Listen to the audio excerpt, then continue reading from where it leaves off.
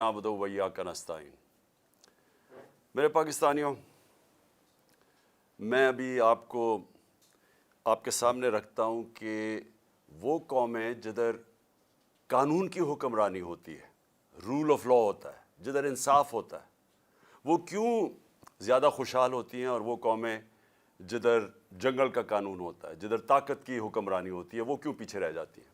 میں صرف آپ کو مثال دینا چاہتا ہوں، ڈنمارک اور پاکستان۔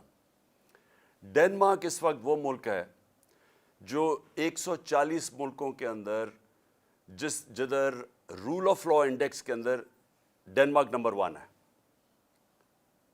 پاکستان 129 پہ ہے۔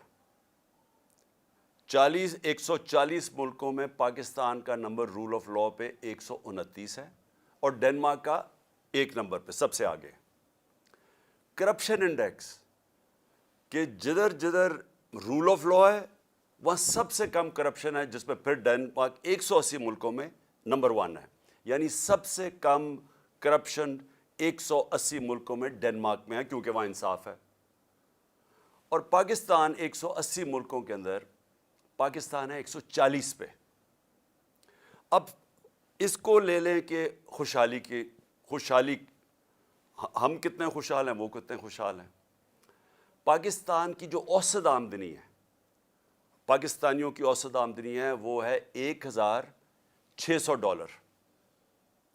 ڈنمارک کی اوسط آمدنی ہے $66,600۔ ہم ہیں $1,600 پہ، وہ $66,600 پہ۔ تو جس ملک میں انصاف ہوتا ہے وہ خوشحال ہوتے ہیں۔ وہاں کے لوگوں کو ملک سے باہر نوکریاں ڈھونڈنے نہیں جانا پڑتا، وہ بیچارے کشتیوں کے اندر دریا کراس کرتے ہوئے مرتے نہیں ہیں، یورپ جاتے ہوئے یا خوشحال ملکوں میں جاتے ہوئے، اگر وہ اپنے ملک میں قانون کی حکمرانی لے۔ میں یہ اس لیے کہہ رہا ہوں کہ پاکستان میں جو اس وقت سب سے بڑا اٹیک ہے وہ ہمارے رول آف لا کے اوپر ہے، ہماری آئین پہ ہے، ہماری قانون کی حکمرانی پہ ہے۔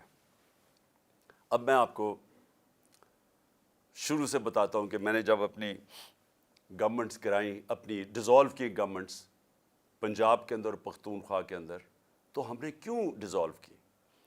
ہم نے بڑے بڑے وکیلوں کو سب کو بٹھایا، نامور وکیلوں کو بٹھایا، اور ہم نے ان سے پوچھا کہ کوئی گنجائش تو نہیں ہے، کیونکہ ہمارے خیال میں آئین کہتا ہے کہ 90 دن میں الیکشن ہوں گے۔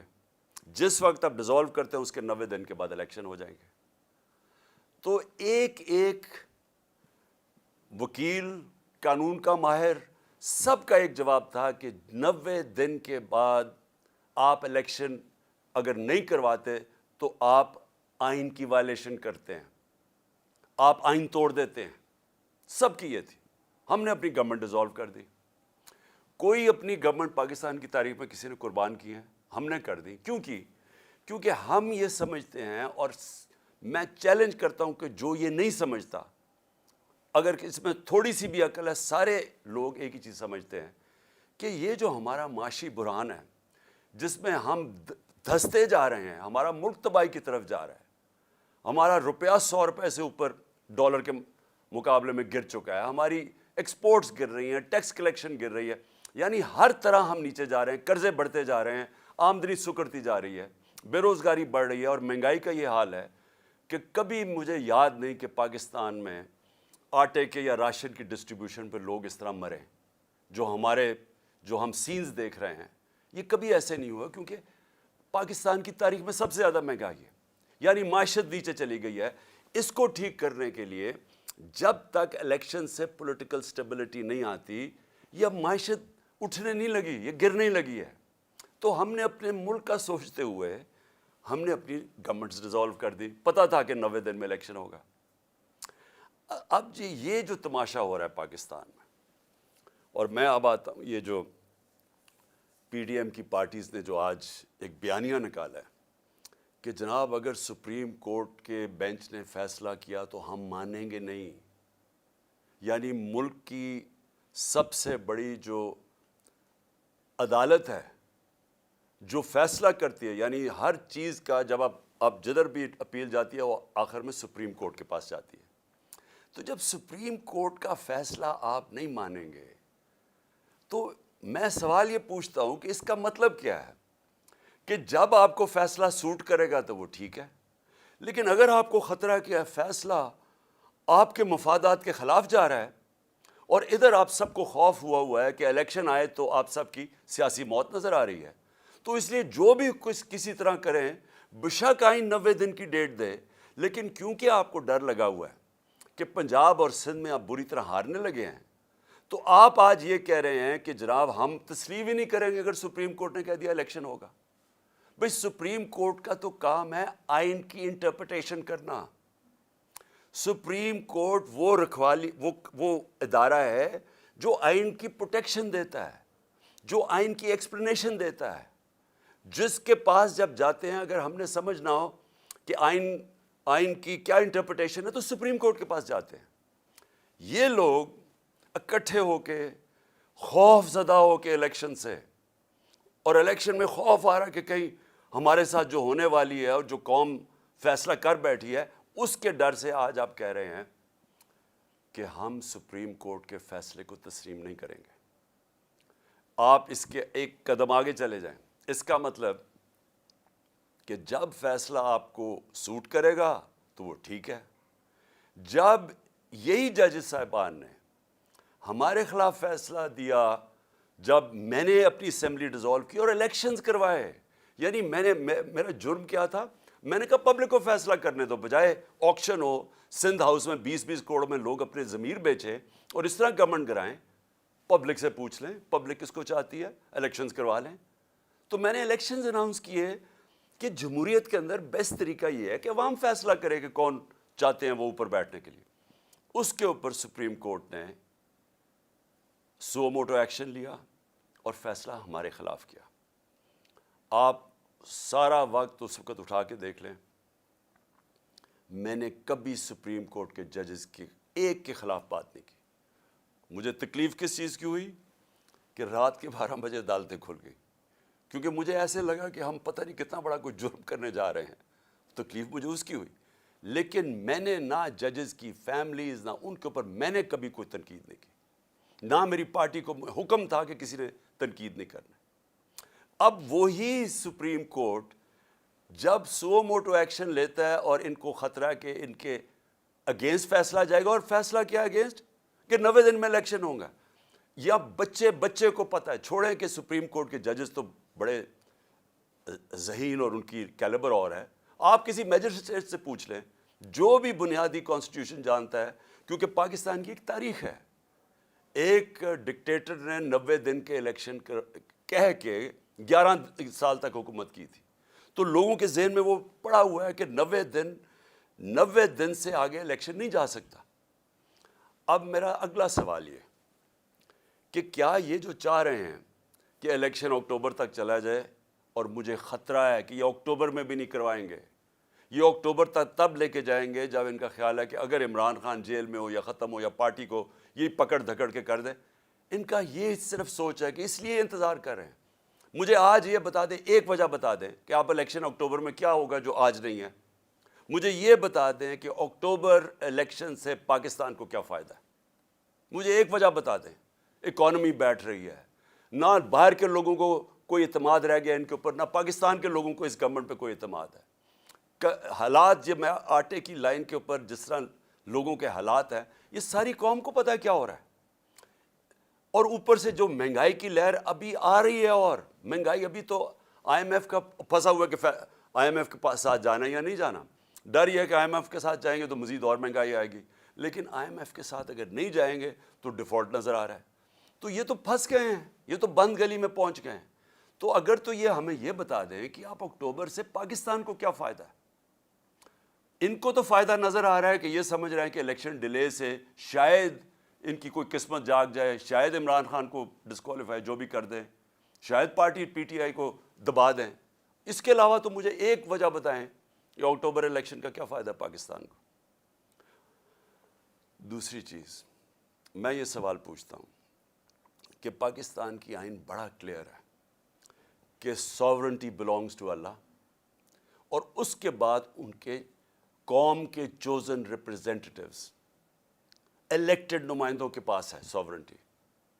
اب میں یہ سوال پوچھتا ہوں کہ پختونخوا اور پنجاب کے لوگ، ان کا تو ختم ہو جانے 90 دن، اس کے بعد ان کی حیثیت کیا رہ گئی ہمارے اوپر حکومت کرنے کی؟ کیا حیثیت رہ جائے گی پنجاب حکومت کی؟ یہ جو محسن نقوی کی حکومت ہے، ایک آدمی، نیب زدہ آدمی جو سخت دشمن ہے ہمارا، جس نے جس طرح کی کارروائیاں ہمارے خلاف کی، مجھے آج ساری ذرا کیئر ٹیکر کی تاریخ اٹھا کے دیکھیں، کبھی کسی کیئر ٹیکر گورنمنٹ نے اس طرح کا ظلم کیا؟ ہمارے اس وقت پختونخوا میں اور زیادہ پنجاب میں اور اسلام آباد میں 3100 لوگ جیلوں میں ہیں۔ ہمارے جو ورکرز ہیں 3100 جیلوں میں پکڑے ہوئے ہیں انہوں نے، ہر روز لوگ اٹھا لیتے ہیں۔ خوف پھیلایا ہوا ہے انہوں نے، اتنا خوف ہے کہ سب ساروں کو ڈرایا ہوا ہے کہ ہم کسی کے گھر پہنچ جاتے ہیں، باہر پولیس پہنچ جاتی ہے۔ یہ کیئر ٹیکر گورنمنٹ کا کام ہے۔ تو یہ چاہتے ہیں کہ یہ کیئر ٹیکر گورنمنٹ، جس میں انہوں نے چن کے ان آفیسرز کو رکھا ہے جنہوں نے 25 مئی کو ہمارے اوپر ظلم کیا تھا، جن کے اوپر ہم نے کیسز بھی کیے ہوئے ہیں، ان کو چن کے الیکشن کمیشن نے ہمارے اوپر مسلط کیا، اور وہ اس وقت وہ کر رہے ہیں جو میں نے پاکستان کی جمہوری تاریخ میں کبھی ایسے دیکھا نہیں ہے۔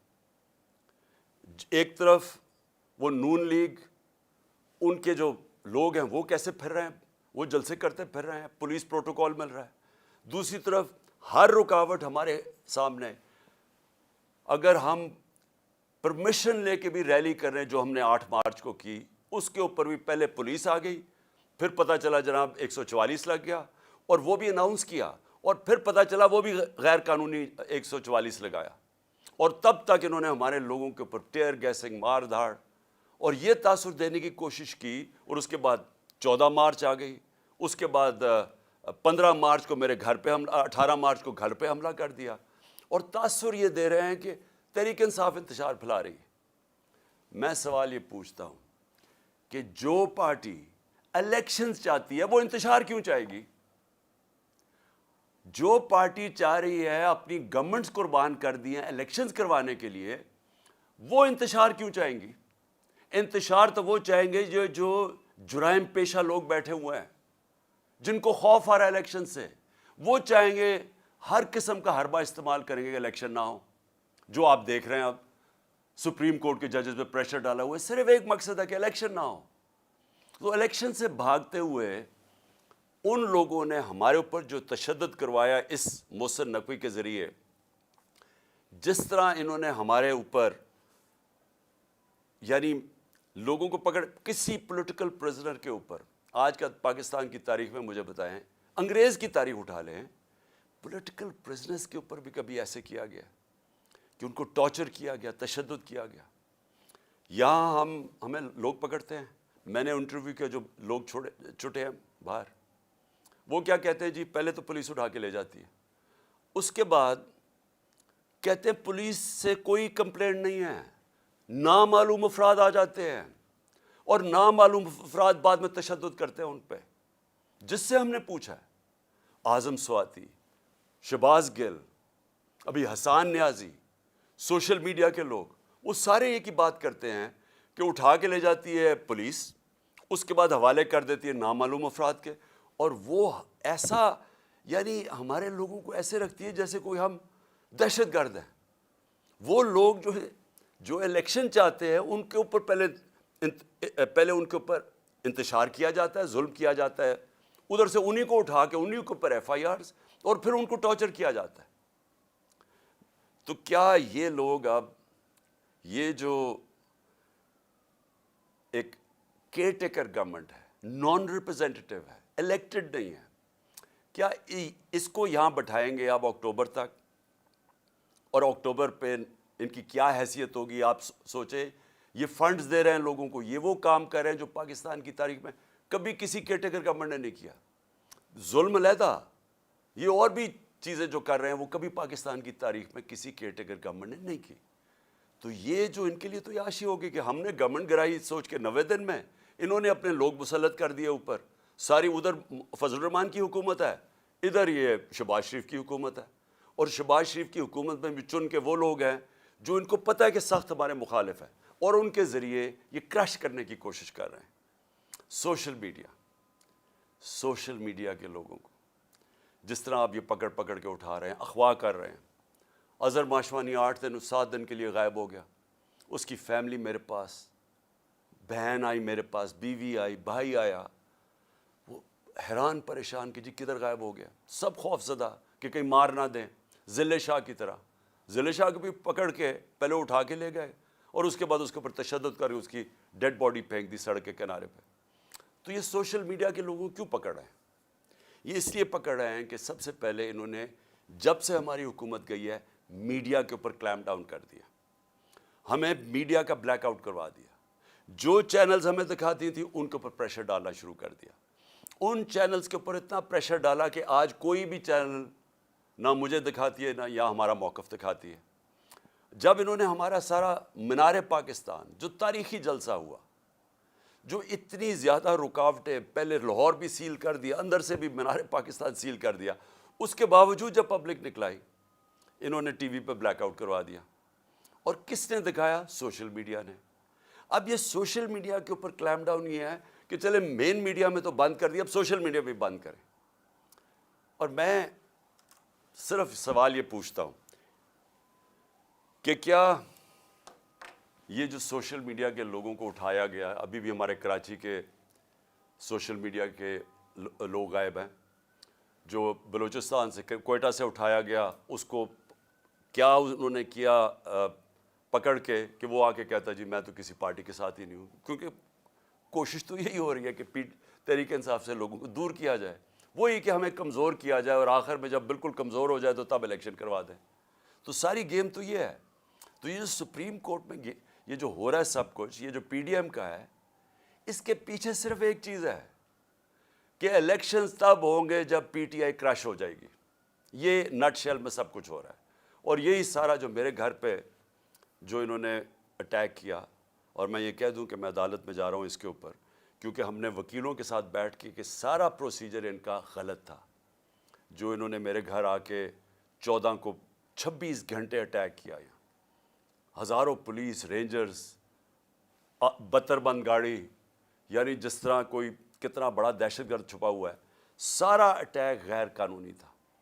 ہم نے ایک ایک چیز دیکھی ہے کہ انہوں نے کوئی بھی چیز پوری نہیں کی۔ اگر کسی کو وارنٹ گرفتاری دینا بھی ہے تو اس کا طریقہ لکھا ہوا ہے قانون کے اندر، کچھ نہیں کیا انہوں نے۔ اور خاص طور پہ جب ایک عدالت میں لے کے جانا تھا تو پہلے ہی میں کہہ رہا تھا میں عدالت پہ جا رہا ہوں، تو اگر میں ایشورٹی بانڈ دے دیتا ہے میرا وکیل تو یہ اریسٹ نہیں کر سکتے تھے۔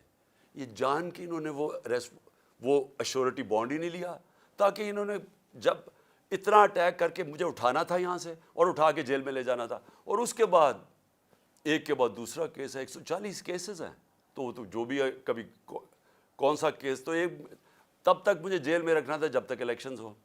اور جو میرے کارکنوں کو بالکل ٹھیک جائز خطرہ تھا کہ یہ اصل میں مارنے کے چکر میں ہیں، کیونکہ یہی لوگ جو اوپر بیٹھے ہوئے ہیں انہوں نے تو پہلے میرے اوپر قاتلانہ حملہ کروایا تھا، اور انہوں نے پھر جے آئی ٹی کا سارا ریکارڈ ختم کیا۔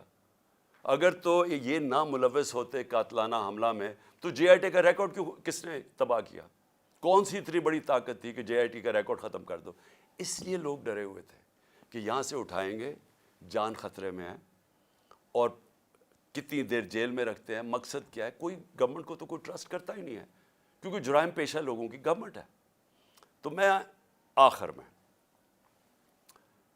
میں اپنی ساری قوم کو آج کہنا چاہتا ہوں کہ دیکھیں یہ جو ہو رہا ہے سپریم کورٹ میں ساری قوم کو تیار کرنا چاہتا ہوں ایک چیز پہ۔